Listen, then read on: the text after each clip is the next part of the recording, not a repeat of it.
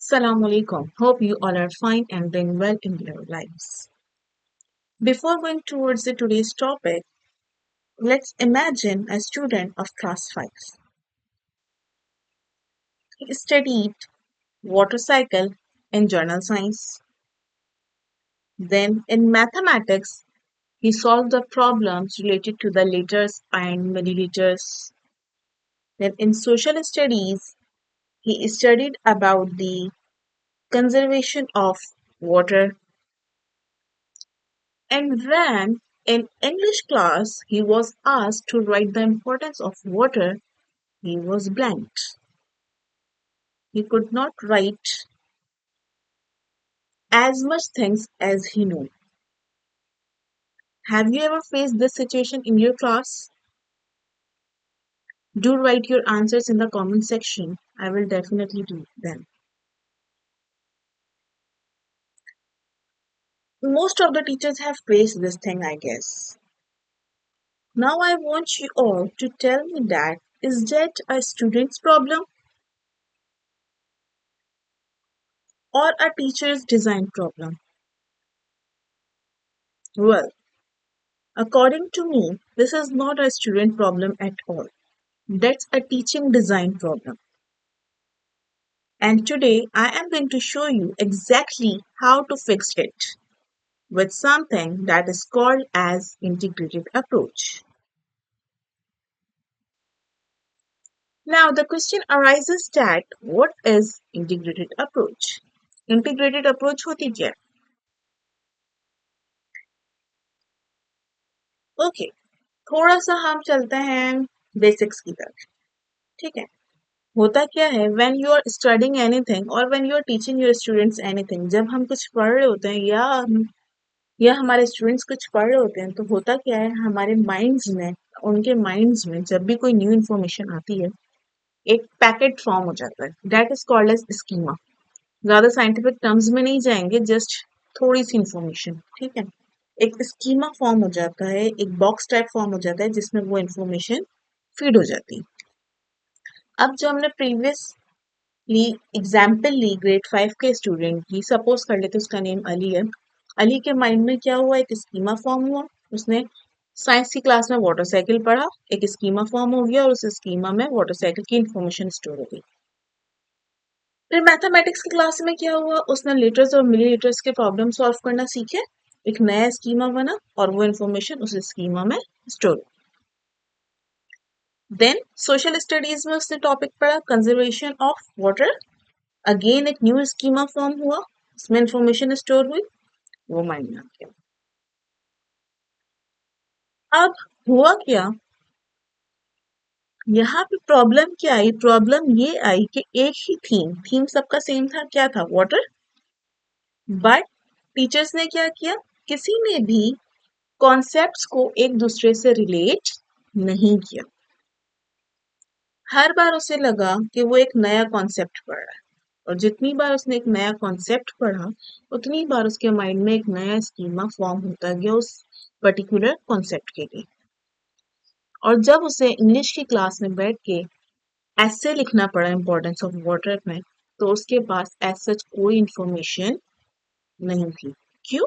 क्योंकि वो उस इंफॉर्मेशन को जो ऑलरेडी उसके माइंड में अलग अलग स्कीमा की फॉर्म में, वो उसे रिलेट ही नहीं कर पाया. वो उन स्कीमास को एक दूसरे से कनेक्ट नहीं कर पाया.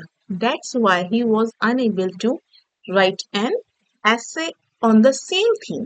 थीम वही थी वाटर, लेकिन वो लिख नहीं सका because of the connectivity issues. किसी भी टीचर ने उन कॉन्सेप्ट्स को कनेक्ट ही नहीं किया, क्योंकि थीम एक था.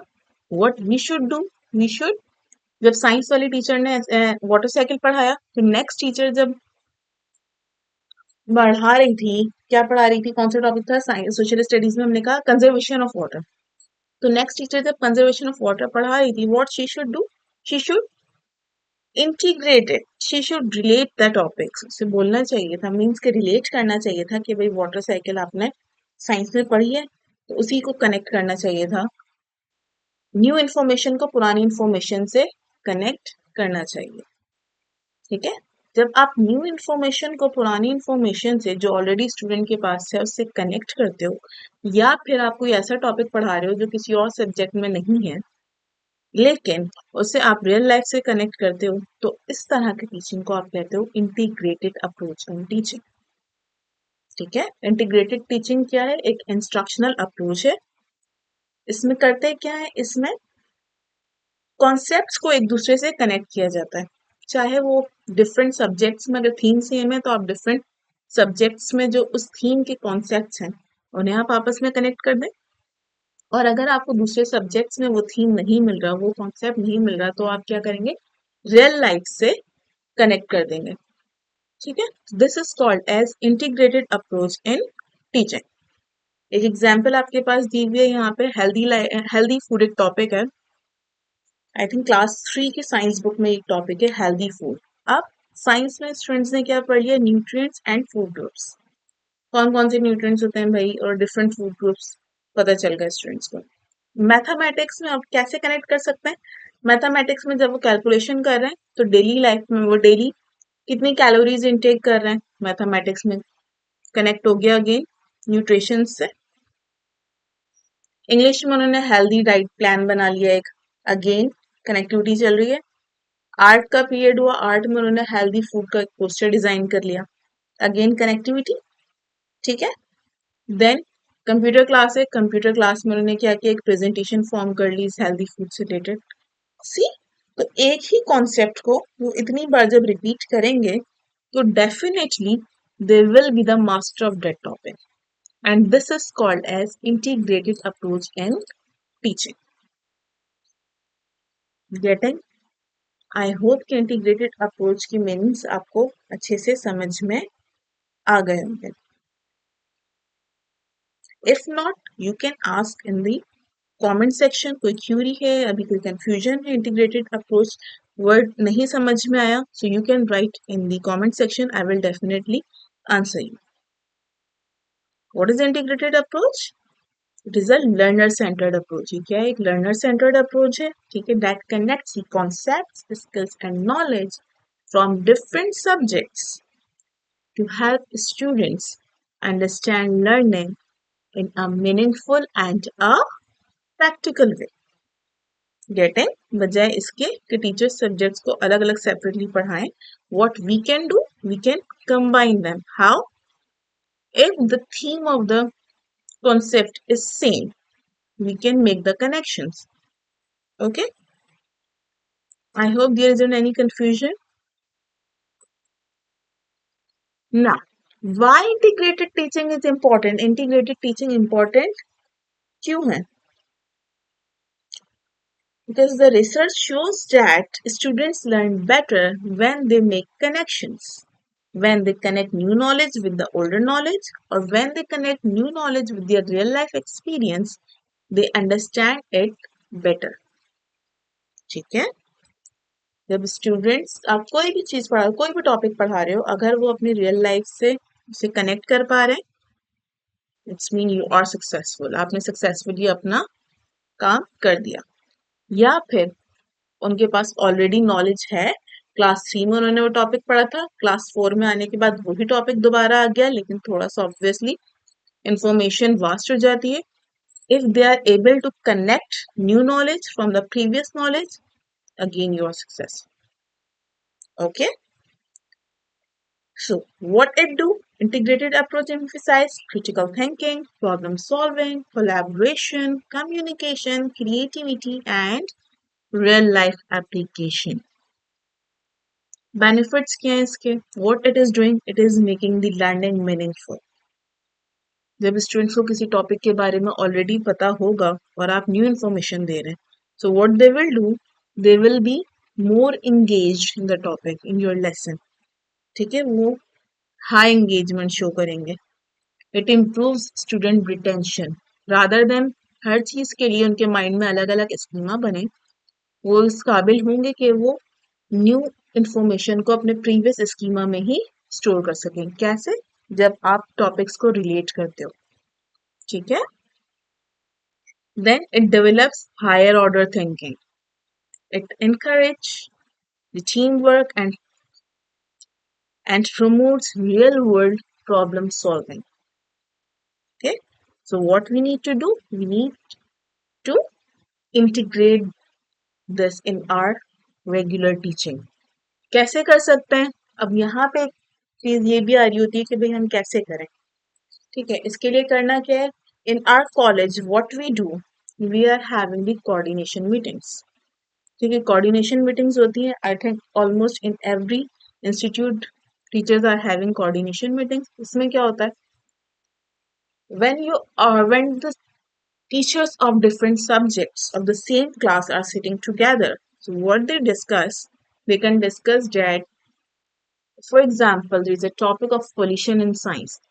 अब pollution का topic वो science में भी पढ़ रहे हैं, आलूदगी उर्दू में भी वो पढ़ रहे हैं.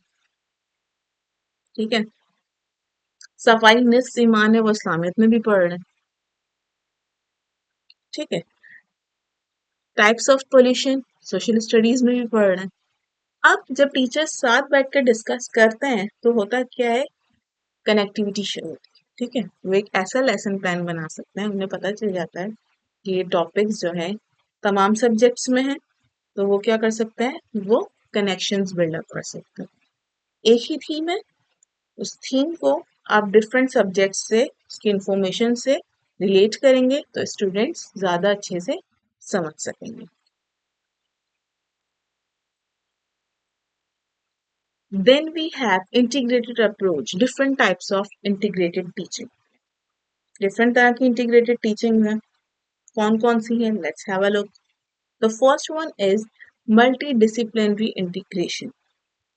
Multidisciplinary integration, what does it mean? It's mean that as we have already discussed, ठीक है, जब आप सब्जेक्ट्स को एक दूसरे से कनेक्ट करते हो, थीम कॉमन है. ठीक है, सेम थीम की इंफॉर्मेशन वो डिफरेंट सब्जेक्ट्स में ले रहे हैं, अगर आप उसकी कनेक्शन बना देते हो तो वो क्या है? आपका मल्टी डिसिप्लिनरी इंटीग्रेशन. ठीक है, then second type is interdisciplinary integration. Interdisciplinary integration में क्या होता है? कॉन्सेप्ट्स और स्किल्स डिफरेंट सब्जेक्ट से आप उसको ब्लेंड करते हो. For example, in in our previous episode 1 of teaching license preparation, first episode में हमने डिस्कस किया था अबाउट के प्लांट ग्रो करवाए. टीचर ने क्या किया? एक एक्टिविटी हमने डिस्कस की थी कि टीचर क्या कर सकती है? भाई प्लांट्स ग्रो करवाए, अलग अलग सिनेरियो में प्लांट्स को प्लेस करवाया और फिर जो है स्टूडेंट्स ने क्या किया? डेली बेसिस पे उन्होंने उसको ऑब्जर्व किया, उसकी जो है हाइट मेजर की कि बिल्कुल प्लांट की ग्रोथ हो रही है नहीं हो रही है, लीव्स ग्रो हो रहे हैं नहीं हो रहे हैं. ठीक है, डिफरेंट तरह का डेटा गैदर किया. फिर क्या किया? फिर जो है उसके बारे में उसका पूरा एक एनालिसिस चार्ट बनाया, ग्राफ्स फॉर्म किए. तो यहाँ क्या हुआ? साइंस और मैथ्स दोनों ब्लेंड हो गए. ठीक है, तो स्किल और कॉन्सेप्ट दोनों ब्लेंड हो रहे हैं. इस तरह की अप्रोच क्या कहलाती है? Interdisciplinary integration. Then the third type of integrated teaching is transdisciplinary integration. इसमें क्या है? फॉर एग्जाम्पल, आप कोई ऐसा टॉपिक पढ़ा रहे हैं जो किसी और, जो थीम जो है सिर्फ आपके सब्जेक्ट में है, वो किसी और सब्जेक्ट में नहीं है. ठीक है, अब इस सिनेरियो में आपने क्या करना है? इस सिनेरियो में आपने ये करना है कि आपने उस थीम को उनके रियल लाइफ से कनेक्ट करना है. आपने रियल लाइफ एग्जांपल्स देंगे कि कहाँ कहाँ वो यूज हो रहा है. ठीक है, तो this is called as transdisciplinary integration. For example, एक क्वेश्चन लिखा है आपके पास, how can we reduce plastic waste in our community. Real life problem है, जगह जगह स्टूडेंट्स को वेस्ट नजर आता है. ठीक है, प्लास्टिक वेस्ट जगह जगह नजर आ रहा है उनके एरिया में. अब इस इशू को वो कैसे सॉल्व करें? इसके लिए वो science, mathematics, language, social studies, इन तमाम सब्जेक्ट्स को के बारे में सोचेंगे और फिर आपके सामने एक सॉल्यूशन लेके आएंगे. So what is this? This is transdisciplinary interaction. Now tell me which type of integration fits your school. आपकी क्लास में, आपके स्कूल में कौन सी type of integration best fit होती है? Do write it in the comment section. Now, characteristics of integrated teaching. Obviously, first thing, student centered approach है. ठीक है, थीम बेस्ड है, इंक्वायरी ओरिएंटेड है होती है. ठीक है, कोलैबोरेशन हो रहा है. जिस तरह से हमने कोऑर्डिनेशन मीटिंग की एग्जांपल दी कि टीचर्स को भी क्या करना पड़ता है? कोऑर्डिनेशन मीटिंग्स करनी पड़ेगी, तभी उन्हें पता चलेगा ना कि किस किस सब्जेक्ट में यही टॉपिक वो पढ़ा रही है। ठीक है, तो कोलैबोरेशन भी हो रही है, स्टूडेंट्स की भी हो रही है, टीचर्स की भी हो रही है, रियल वर्ल्ड फोकस्ड। ठीक है, जैसे कि अभी हमने टाइप 3 में पढ़ा, ट्रांस डिसिप्लिनरी इंटीग्रेशन में देखा, रियल वर्ल्ड से आप लिंक कर रहे हो टॉपिक को। स्टूडेंट्स कैसे होते हैं, एक्टिव लर्निंग होती है स्टूडेंट्स की, क्यों? क्योंकि लर्नर सेंटर्ड अप्रोच है, तो ऑब्वियसली एक्टिव लर्निंग हो रही है। और फिर प्रोजेक्ट बेस, आप प्रोजेक्ट असाइन कर रहे होते हो स्टूडेंट्स को, again this is the integrated teaching. Now how to implement this in our class, अब हम इसे अपनी क्लास में कैसे इंटीग्रेट करें?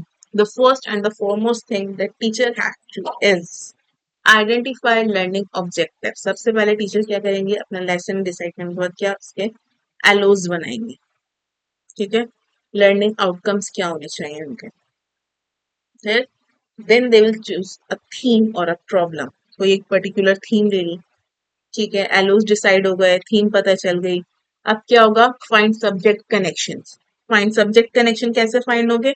ऑब्वियसली वो जो आपकी कोऑर्डिनेशन मीटिंग्स हो रही हैं उसमें आप सब्जेक्ट कनेक्शन फाइंड आउट करोगे, और अगर सब्जेक्ट कनेक्शन नहीं मिल रहा आपको तो फिर आप क्या करोगे, रियल लाइफ से कनेक्ट करोगे उसको। ठीक है, देन इंटीग्रेटेड एक्टिविटीज प्लान करेंगे, आप ऐसी एक्टिविटीज प्लान करेंगे जिससे क्या होगा, स्टूडेंट्स कनेक्ट कर पाएंगे। ठीक है, वो तमाम इंफॉर्मेशन जो उन्होंने डिफरेंट सब्जेक्ट्स में पढ़ी है, गैदर की है, उसे वो अपनी एक्टिविटीज में इंटीग्रेट कर पाए। देन कोलैबोरेटिव लर्निंग होगी, ऑब्वियसली टीम वर्क हो रहा होगा, ग्रुप एक्टिविटीज हो रही होंगी, इस तरह के टास्क हो रहे होंगे। Then step 6 assess student performance, जब वो ग्रुप वर्क कर रहे हैं तो ऑब्वियसली टीचर का काम और ज्यादा इंपॉर्टेंट हो जाता है कि she has to assess the performance of each and every student and at the end reflect and improve. ठीक है, फिर उसके बाद क्या होता है, ऑब्वियसली लास्ट में क्या होता है, क्रिटिकल इवेल्युएशन होती है। टीचर अपना लेसन डिलीवर करने के बाद और हर लेसन के बाद टीचर क्या कर रही होती है, बैठ के सोच रहे होते हैं कि भाई क्या क्या चीजें अच्छी गई, क्या चीजें और अच्छी हो सकती थी, कौन सी चीज ने अच्छे से मेरी क्लास के लिए जो है अच्छी नहीं रही, कौन सी चीज, ये तमाम चीजें टीचर्स रिफ्लेक्ट करते हैं और फिर उसको इम्प्रूव करते हैं। ठीक है, these are the steps of implementing integrated teaching. Teacher का रोल क्या हो जाता है इंटीग्रेटेड अप्रोच में, टीचर एक फैसिलिटेटर के तौर पे, एक गाइड के तौर पे वर्क कर रहा होता है, प्लानिंग कर रहा है, ऑब्वियसली तो प्लानर है, मेंटोर। ठीक है, और असेसर है, क्यों असेस कर रहा है, क्योंकि स्टूडेंट्स परफॉर्मेंस को तो असेसर है। देन challenges क्या आ जाते हैं, the first and the most important challenge that every teacher face is time consuming problem.